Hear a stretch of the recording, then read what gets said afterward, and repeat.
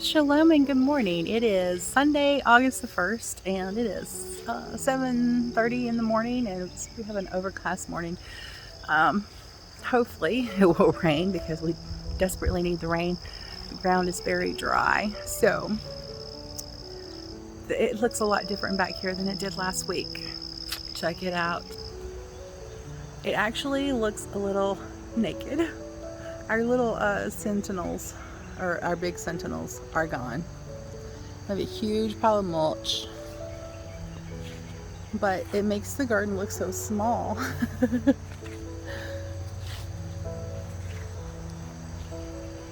And it's going to look even different next week because we're having someone come sometime this week to,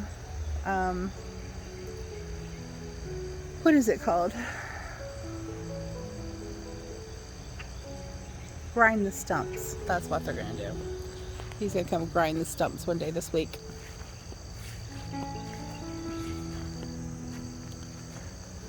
Now,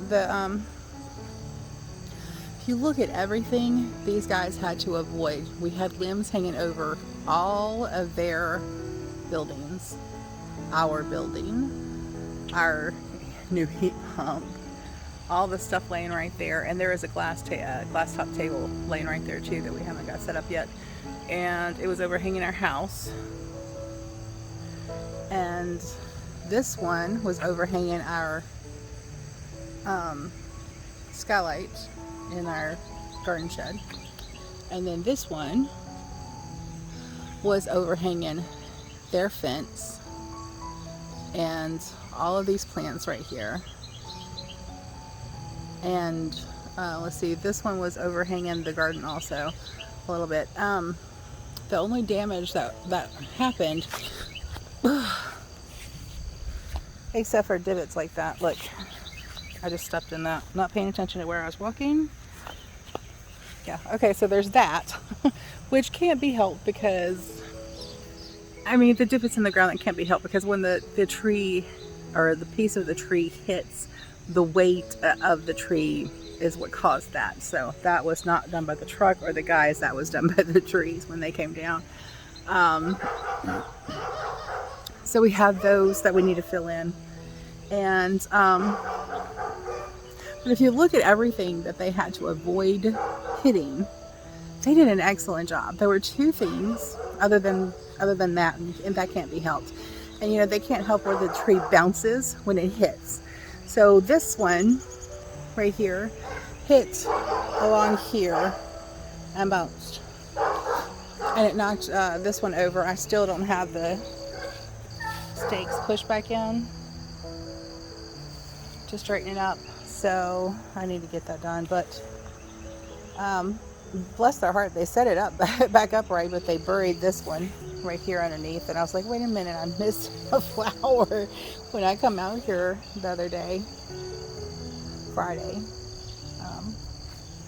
And then there was one other bit of damage. And this one was actually kind of pissed Todd off because this is the workmanship of his hands. But yeah, there was something hit right here. One of the logs hit right here. Nobody said anything about it, but it crumpled it down. And Todd said there's no way he can just straighten that out.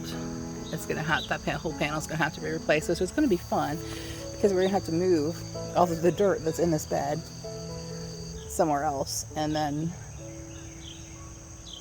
change that panel, and then refill it. It's gonna be really fun. So let me go around here and start where I usually do. Those who haven't seen the video, this pile of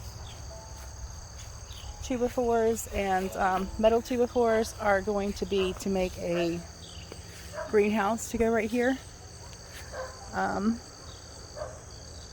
It'll probably be the fall before we get that done. So yeah, the rosemary bushes are dead, and I do have one that I got started in the windowsill in the house. It's still in the house. I'm just gonna wait because it's so hot and dry. I'm just gonna wait until it it has a good root system established in the small cup that I have it planted in. I have it planted in a solo cup. And so I'm going to wait until that's done. Until it has a root system. I'm going to wait until it has a root system to put it out here. And wait until the evenings are cooler. Now we have some kind of fungal disease going on right here. You can see.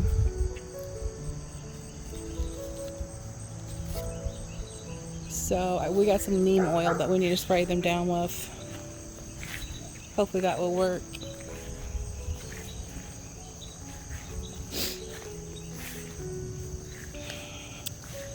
Look, something's been digging in this one and chewed off all the leaves except one lovely little leaf.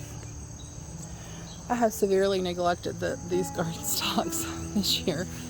It's just been an insane couple of months. But we'll get it planted up with some fall stuff, hopefully in the next day or so. There's always so much stuff that's vying for your attention, you know, and you can only do so much as Todd works all day, and so he gets in and he helps as he can. But you know, with Todd's mom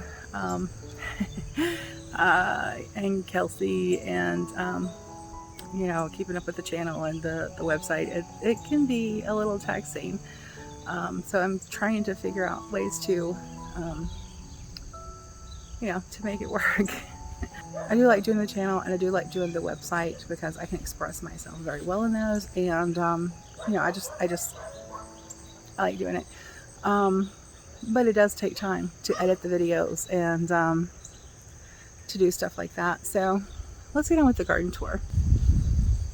So we have some tomatoes in here that are about ready to harvest, and I think I'll go ahead and harvest those so that if it rains they won't split open.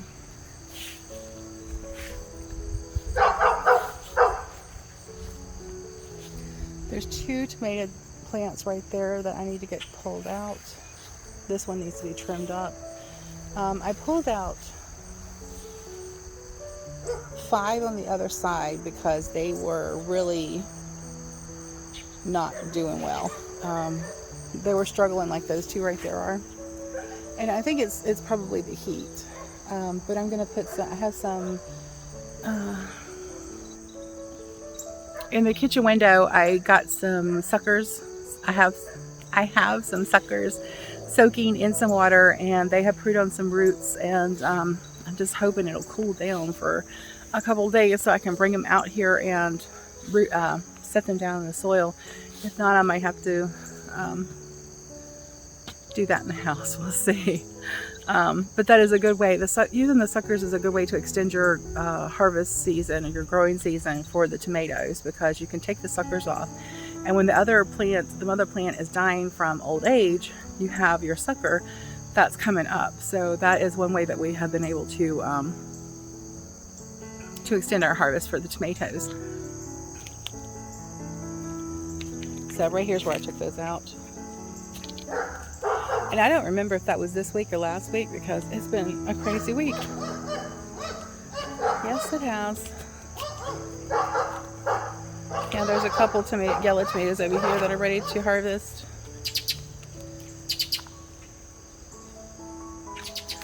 This little guy on the end, he is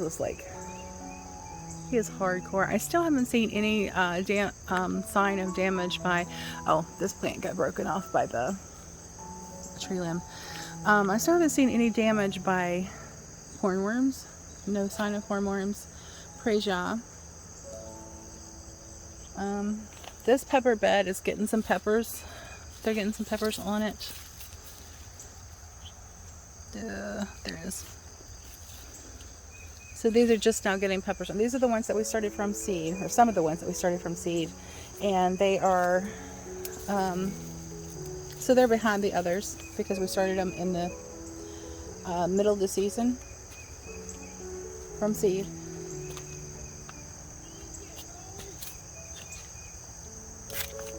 Oh, the neighbors are fighting again. Pretty early. Look, this one's starting to turn finally. This is a banana pepper. They're supposed to, when they're ripe, turn red. And so this one's starting to turn. We've already harvested quite a few of the sweet peppers. Look at this. There's 2 on that plant that's red that we need to harvest.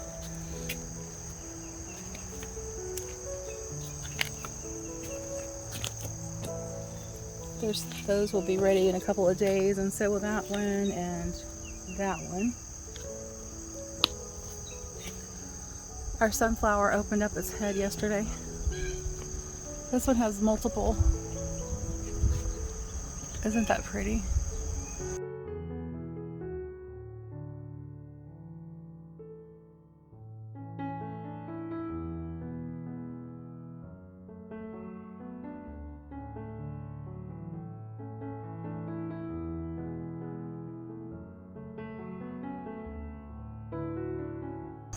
But it opened up its head. It's opened up its flower yesterday morning. It was the first day. So, and there's 1, 2, 3, 4, 5 more. This one has one right here that's ready to come off. We've been harvesting. Sorry to spin you so fast. This is the habanero bed, and you can see the specks of orange in there from all of the ripe peppers. We harvested quite a bit last night and the night before. And look at this plant. It's just loaded. It's loaded with the orange. Okay, I got cut off by a notification. So at some point, this tomatoes. These are the Black Prince and the Black Krim. The Black Krim did better than the Black Prince, but I'm not going to be making space in my garden for the Black Prince anymore. It was disease ridden from the beginning, so I'm thinking the seeds were bad, or the seed that the plant was grown from in the nursery, because that's where I got it. It was bad. So these guys are looking really rough. So I'm going to go ahead and pull these out. There's only a couple more plants, a couple more tomatoes on them. I'm going to harvest those and pull those out. Now the green beans are making a huge flush. I've already harvested quite a bit off of these guys and given some to my neighbors. Look, this one's out in the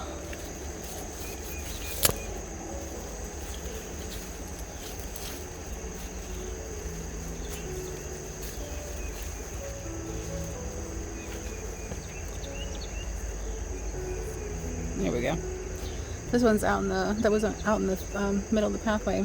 It's hard to walk through here anyway without getting touched by the, and they are covered, the ants really like the flowers. And so even after the flowers are gone, they still congregate right there at that junction. So when I go to harvest these, I'm always getting covered in those little tiny sugar ants. So we have a sunflower right here. These are supposed to be giant ones. And one right here. The flower heads are supposed to be giant. And, excuse me, there was one right here, but it did not fare well. And there's 2 right here. And these are going to be one head too. And then there's 2 over there on the far side of that trellis archway. These tomatoes have been also, and I got these from the exact same place, disease ridden since I got them.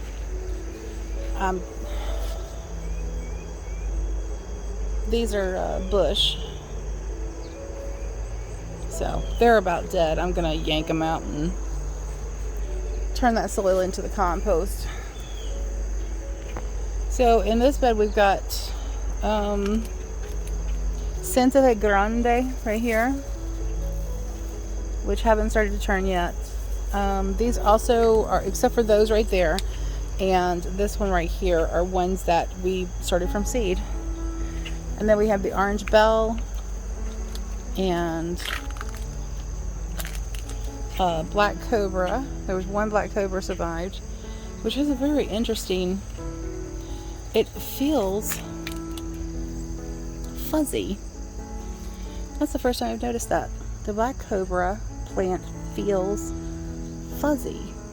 Like you can see on the limb, on the stem. It has a fuzzy feel to it, like mullein.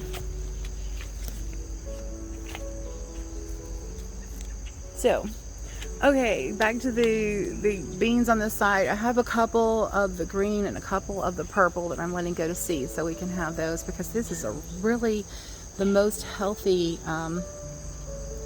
bean plant that we've had so far. And so we're going to let those go to seed so we can save them for next year. Although where we're going to put them next year, I don't know. Right here we have what are supposed to be chili reds, and they've actually been purple, as you can see right here, which looks more like a purple jalapeno, just the way it grows instead of a chili pepper. But we actually are getting a couple red ripe ones along with the purple, which is interesting because it doesn't have any purple in there, does it? They're supposed to be red when they're ripe, but some of them are purple. These are poblanos, I think. And we have, whoops, a couple that are getting ripe right there. Oh, we got, I thought that was sunscald. It's the same color.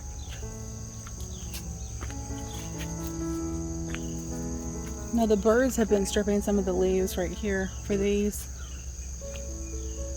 And how do I know? Because when you bring the black light out here, you can see the bird poop. It looks different than others. And I'm going to try to let these ripen on the vine.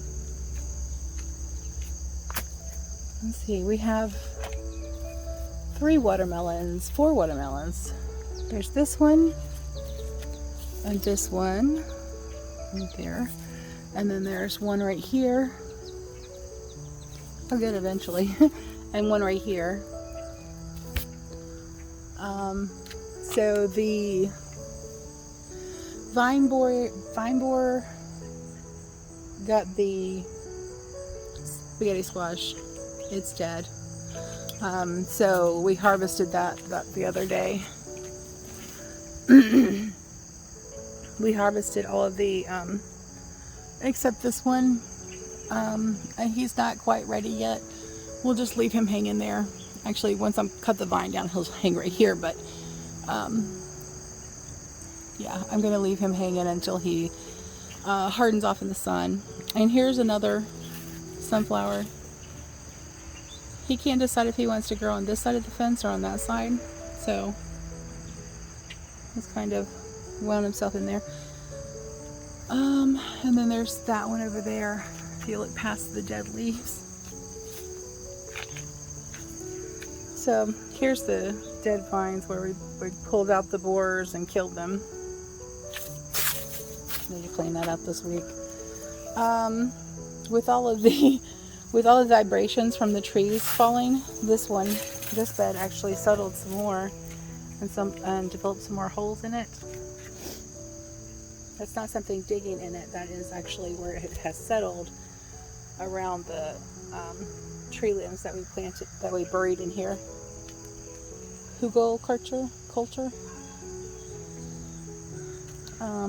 So yeah, we need to harvest these guys and fill this bed back up, probably with the soil from the bed down there, which is going to be difficult because you can get a wheelbarrow in here. It's wide enough to get a wheelbarrow in here. It makes it a little awkward trying to lift it up and tip it into the bed though. So, look at that blaze of orange.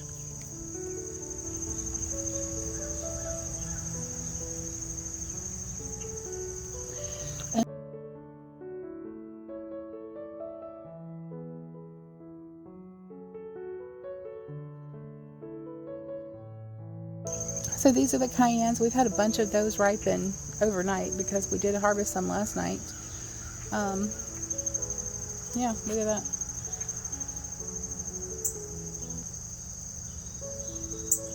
So, time to come out here and harvest some more. We've already harvested one of these. What are these? These are Cubanelles. And it looks like there's another one in there that's about ready to harvest. And these, I can't remember what kinds these are. These are not the Cubanelles. These are Anaheim peppers. And none of them are ready for picking yet.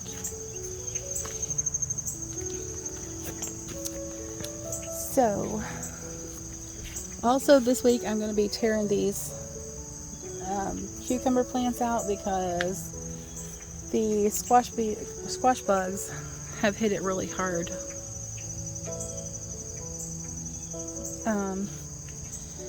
And they're dying. Look, we have all kinds of different mushrooms pop up in our bed where we use the wood chips. This one has a couple tomatoes that are not turning yet.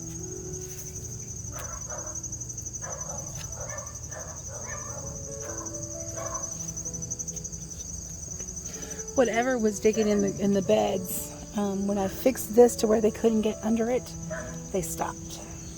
I haven't seen any evidence. I have not seen any evidence of them back in the garden. So, and I did this on 2 beds, not all of them, just this one and the long bed. But it was enough to deter it because animals don't like to get their claws and their paws or the head stuck in stuff. So I will absolutely be reusing these again.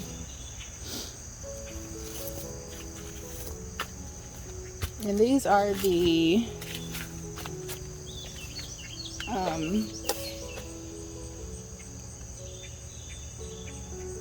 jalapeno and pepperoncinis, and we've been harvesting quite a bit of the pepperoncinis off. Not many of the habaneros though. They're just kind of slow this year. But look how they're just draping over the bed. That's kind of cool. But there's a couple in there that are ready for harvest also. Somebody lost a metal piece while they were here. Todd found it yesterday, laying between the beds. So who knows what that came off of.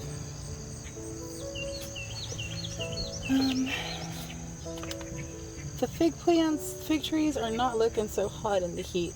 And I thought they were supposed to be heat-loving plants, right? Possibly because they're in the pots. So this little blackberry bush has started putting on flowers, and it has a few berries right there. They're not well formed, which is possibly one of the reasons, in addition to giving the roots a chance to settle, that you're not supposed to harvest for the first 3 years. So there's that. And y'all, I am still in love with this purslane. I don't know why anybody would call it a weed, because when it opens its little flowers up, they close up at night and they close up when it rains. But during the day, when it's sunny, they open their little flower heads up, and it is so beautiful. So going to get some more of those. Absolutely going to get more of those. So in the front, my roses, my perfume factory roses are putting on a second flush of flowers. The blueberries have about blueberried out. But yeah, it still has a few blueberries still on it, but not a lot. So I'm not going to bother walking around there and showing that. It's kind of lackluster right now. And I have a couple of the blueberries that have died back from the heat. They're still green. They'll come back, but the heat has just pretty much made them draw all of their water into the root system, just because you can water in the morning and by the evening it's just done for. So we need to find some solutions for this yard. Plants to grow, trees to grow that are fast growing, hopefully, to provide some shade. And